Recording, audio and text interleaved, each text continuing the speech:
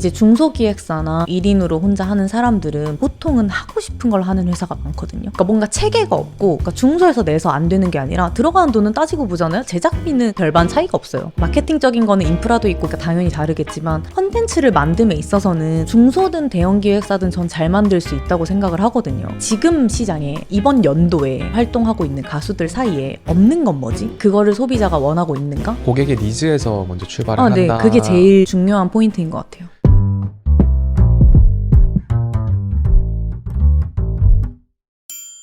저희 1부에서는 혜인님이 어떻게 이제 아이돌 연습생으로 출발을 하셔서 지금의 크리에이티브 디렉터라는 자리에 오시게 됐는지까지의 과정을 다뤘다면, 2부에서는 지금 혜인님이 어떤 관점과 스킬들을 가지고 일을 해나가고 계신지 이런 걸 네네. 중심으로 좀 더 얘기를 해보고 싶은데요. 그럼 혜인님이 진단하고 있는 아니면 정의하고 있는 이 가수 비즈니스는 누구한테 어떤 걸 파는 거라고 생각하세요? 가수라고 하면 되게 광범위한데 K-팝이라고 하면 그냥 음악은 듣는 음악이잖아요. 근데 K-팝은 시각적인 음악이거든요. 이 보여지는 것도 충족을 해줘야 되고 듣는 리스너들도 충족을 해줘야 되는 그런 비즈니스라고 생각을 해요. 그리고 동년배라고 하셨는데 이제 저희 세대 때 예를 들면 뭐 원더걸스 텔미 이런 거 보면 남녀노소가 다 따라 부르잖아요. 전국민 그쵸. 유행이었죠. 전국민 유행이었죠. 근데 지금은 그러지 않다고 생각을 하거든요. 음악을 떠나서도 사람들의 취향이 되게 세밀화돼 있어요. 나는 나만의 색깔, 이걸 되게 중요시하는 사회가 됐잖아요. 그러면서 대중적이라는 게 되게 애매해졌거든요. 저는 그렇게 생각을 해요. 더 이상 시청률 50%짜리 드라마는 나오지 않을 거고. 그쵸. 그러니까 그만큼 어떤 취향이 있는 거를 되게 세밀하게 타겟팅하는 게 중요해진 시장이 됐다고 생각을 하는데, 이 걸그룹을 만들거나 뭔가 제작할 때의 프로세스도 상사랑 똑같이 생각을 했어요. 내가 만약에 카페를 창업한다고 하면 내가 좋은 커피라고 생각하는 걸 낸다고 다 잘 되는 게 아니잖아요. 상권 분석이라는 걸 해야 되잖아요. 내가 이걸 어디다가 팔 거고 어떻게 팔 건지를 생각해야 되잖아요. 누구한테 팔 네, 거고. 누구한테 팔 거고. 지금 시장에 이번 연도에 활발하게 활동하고 있는 가수들 사이에 없는 건 뭐지? 그거를 소비자가 원하고 있는가? 근데 그 소비자를 국내만 보면 안 되는 거죠. 저희는 글로벌로 팔아야 되니까. 글로벌을 같이 이제 겨냥해서 생각을 하고 그렇게 되는 것 같아요. 고객의 니즈에서 먼저 출발을 네, 한다. 그게 제일 네. 중요한 포인트인 것 같아요. 네, 이건 좀 무례한 네네. 질문인데, 중소돌 이런 말 네. 유행하잖아요. 소속되어 있는 네네네. 회사 같은 경우에도 아주 크지 않은 기업이기 때문에 그런 생존 전략을 선택하시는 것도 있을까요? 오히려 큰 회사일수록 저는 그걸 더 생각한다고 생각해요. 정말요? 네, 그들이 냈을 때 다 잘 되는 이유는 그만큼 분석을 많이 하기 때문이라고 생각해요. 음. 그들이 곰 3마리를 냈는데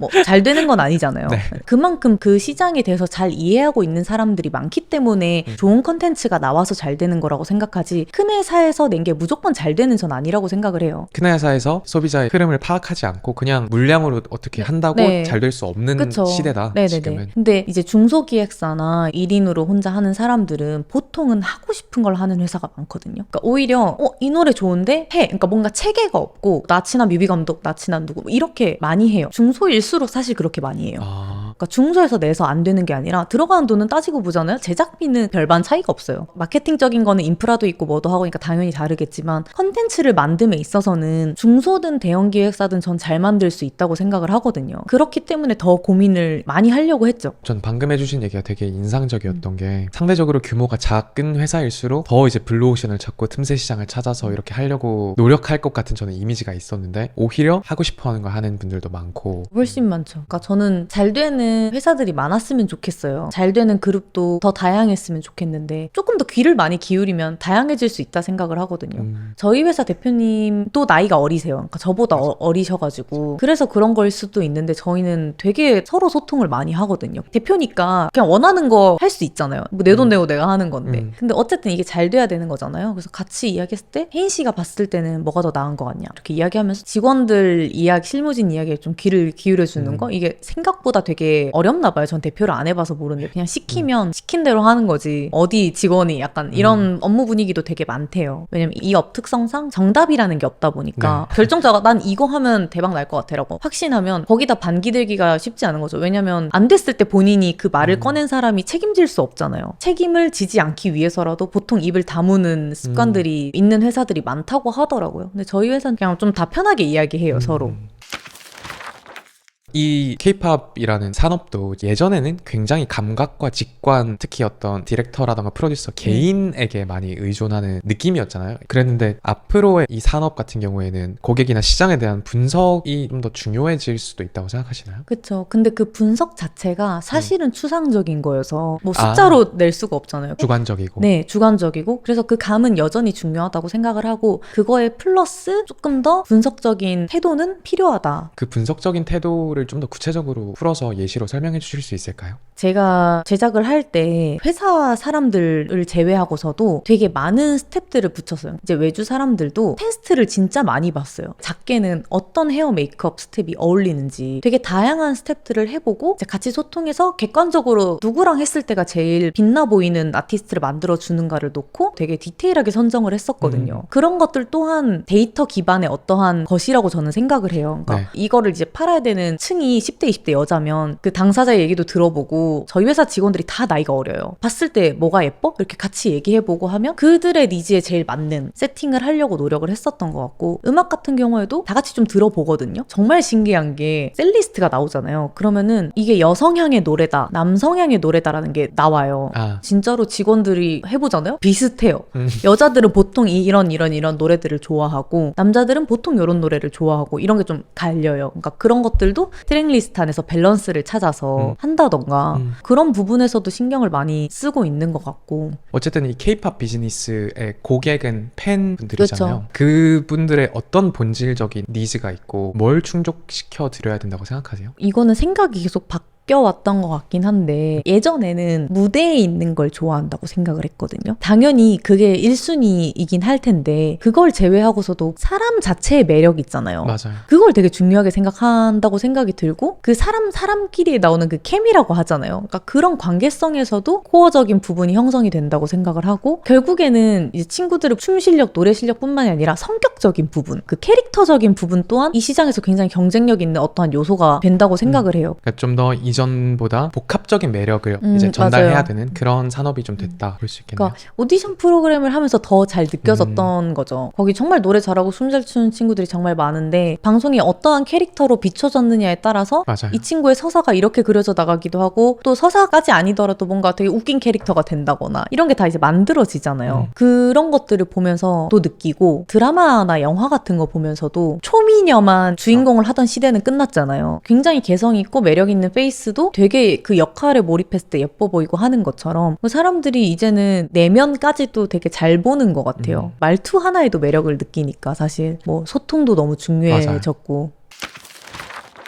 그러면 디렉터로서 본인이 갖고 계신 가장 큰 장점 내지는 역량은 어떤 거라고 생각하세요? 전체를 볼 수 있는 거인 것 같아요. 제가 특장기가 없어요. 그러니까 제가 연습생을 할 때도 뭘 하나를 되게 잘하지 않았어요. 두루두루 못하는 게 없이 잘하는 편이긴 했지만 노래를 그러면 진짜 짱 먹을 정도로 잘했냐 하면 아니었고 춤을 탑짱 먹을 정도로 잘했냐 하면 아니었거든요. 근데 평가 보면 거의 항상 1등을 했어요. 밸런스적인 게 괜찮았던 것 같고 육각형. 네, 육각형이었던 것 같고 그리고 전략을 잘 짰던 것 같아요. 지금 내가 뭘 해야 저기서 봤을 때 괜찮아 보일까? 그러니까 지금 이 일을 하면서도 비슷해요. 제가 패션에 대해서 스타일리스트만큼 엄청 잘 알지 않고 춤에 대해서 댄서만큼 잘 알진 않지만 모든 걸 밸런스 있게 볼 수 있는 사람이기 때문에 이런 것들이 합쳐졌을 때 어떤 컨텐츠로 나오겠다라는 상상을 조금 더 구체화해서 할 수 있지 않나? 뭐 예를 들면 퍼포먼스 디렉팅 팀이랑 이제 이야기를 할 때에도 야, 이 노래에는 춤을 이렇게 춰야 돼 라고 이야기를 해주시면 거기서 이제 수용할 건 수용하고 근데 여기서 보여줘야 되는 건 퍼포먼스 춤도 있지만 예를 들면 라이브적인 부분도 있고 컨셉적으로 이 친구들의 표정이 어떻게 나와야 하는 것도 있고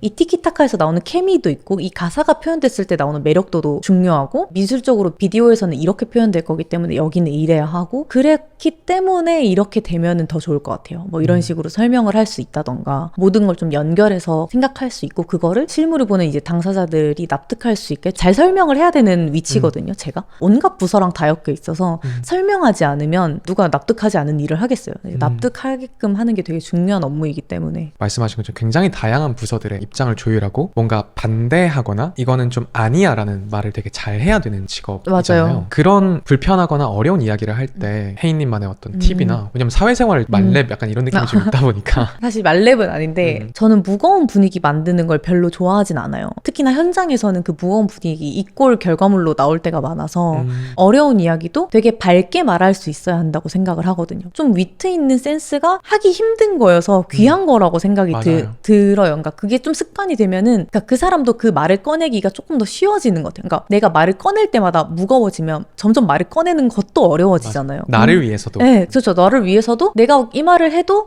분위기가 괜찮네가 돼야지 점점 더 괜찮은 분위기 속에서 내 의견을 전달할 수 있는 방법을 찾을 수 있으니까 그 1호가 될 수 없어라는 예능이 있어요. 이제 개그맨 부부들이 나와서 하는 건데 개그맨 커플 중에 이혼한 커플이 없다. 이걸 주제로 한 예능이래요.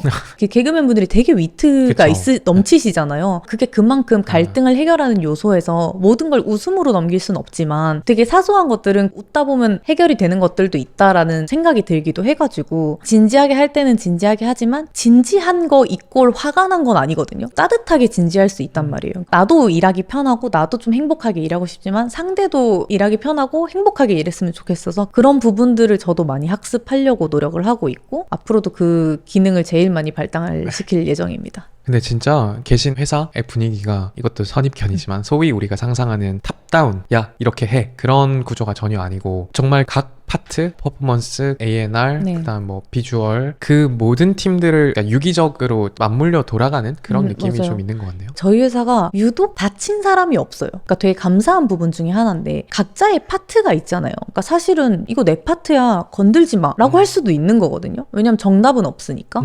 근데 저희는 결정은 그 담당 부서장이 하게 해요. 모든 걸 회의에서 할 수는 없잖아요. 이제 일이 끝나질 않으니까 그러면. 그래서 담당자가 결정은 하되 의견은 좀 모든 부서가 자유롭게 할 수 있게 열어놓는 편인데 이번 컨셉에서 혹시 좋은 아이디어나 키워드 있는 사람 좀 주세요 이러면은 사람들 그냥 막 던져주기도 하고 그런 게 되게 열려 있어서 협업을 하기가 수월한 것 같고 그래서 큰 회사는 아니지만 완벽하진 않지만 그래도 하나의 결로 나올 수 있게 좀 서로 도움을 많이 주는 것 같아요.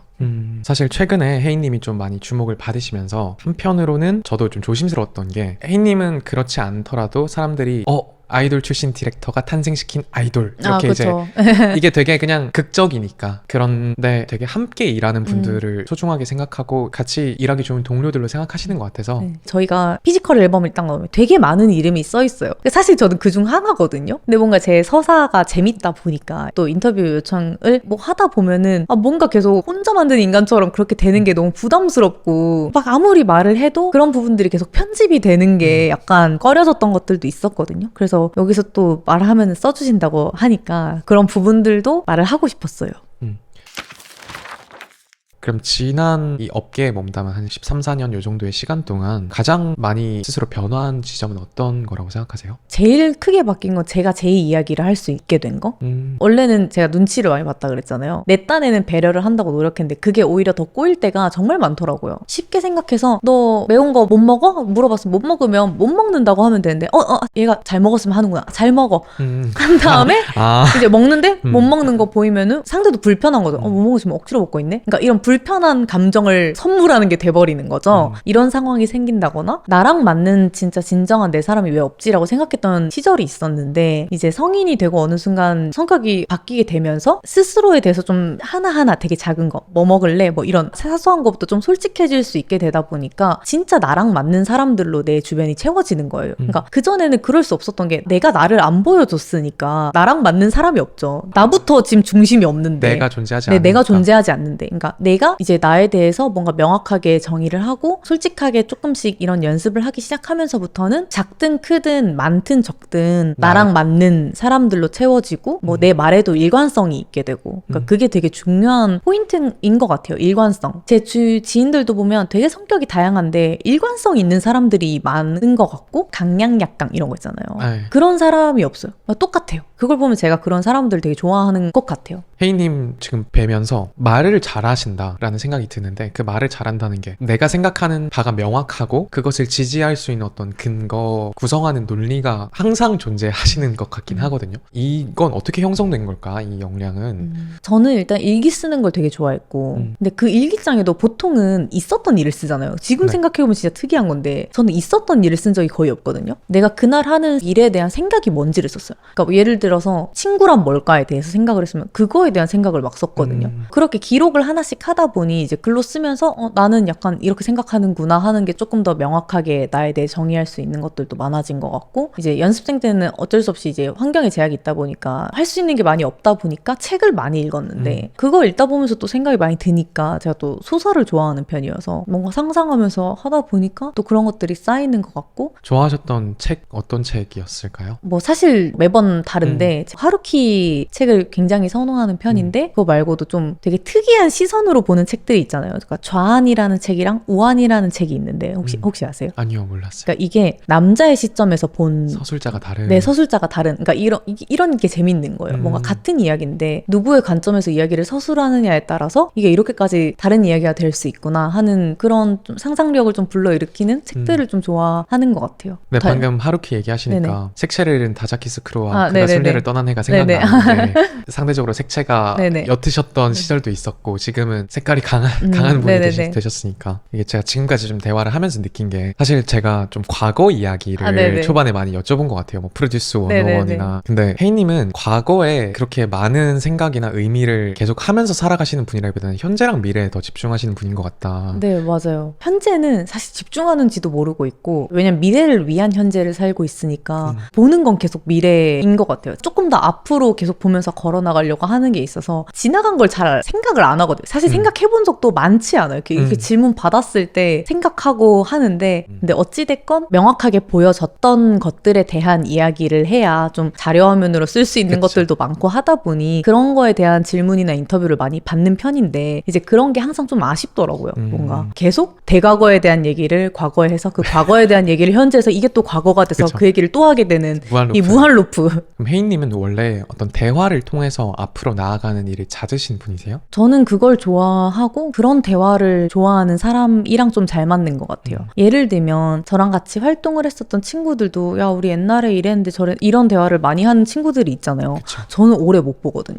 왜냐면은 지금 내 삶에 대해서 하고 싶은 얘기랑 지금 우리에 대해서 하고 싶은 얘기가 너무 많은데 보고 있는 방향이 다르니까 이게 대화가 안 되는 거예요. 그쵸. 왜냐면 저 기억을 잘 못하잖아요. 보시다시피. 그러니까 야, 우리 옛날에 이랬잖는데 잘 모르겠는 거예요. 그 기억이 안 나는 거예요. 그 방향이 다른 순간 대화가 좀 안 되는 것 같고, 바라보는 방향이 좀 같으면 사고가 아예 달라도 예를 들면 엄청 비판적으로 보는 친구도 있어요. 나는 나중에 이런 거 해보고 싶어 이런 얘기를 하면 근데 그거는 이렇게 돼서 별로일 수 있을 것 같은데 이런 얘기를 해도 뭔가 방향이 같으니까 토론이 되는데 이 방향이 다르면 토론 자체가 안 되더라고요. 바라보는 시선이 미래를 향해 있냐 아니면 네, 맞아요. 뒤편을 향해 네, 있냐는 저한테는 되게 중요한 포인트 중에 하나인 거죠.